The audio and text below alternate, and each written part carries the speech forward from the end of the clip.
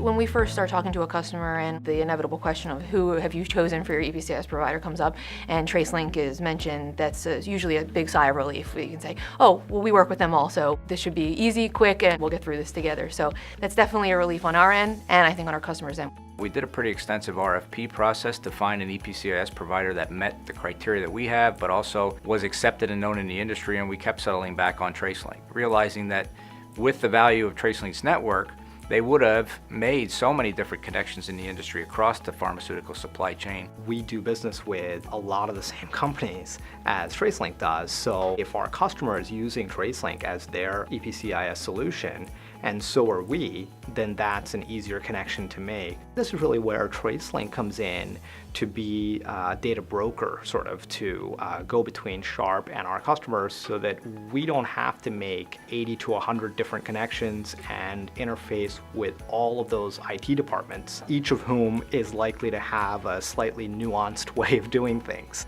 Most of the customer base that we use has chosen TraceLink for their EPCIS, and it definitely made the complexity of connecting with those customers reduced, as opposed to connecting to various EPCIS providers and them having different requirements beyond just how we interchange data. When we go through the process of onboarding, we've been able to standardize that fairly quickly. When we encounter a customer that works with TraceLink, it's certainly the easiest way to get there quickly is to say, we have a standard, TraceLink has a standard. Many of them were asking for data to be transferred in a method that TraceLink was already providing. I like to use the analogy of the EPCIS being like a bank account for serial numbers. So if you imagine as TraceLink is the bank and both our customers and us have an account at the same bank, an inter-account transfer is a lot easier than doing a funds transfer to a different bank.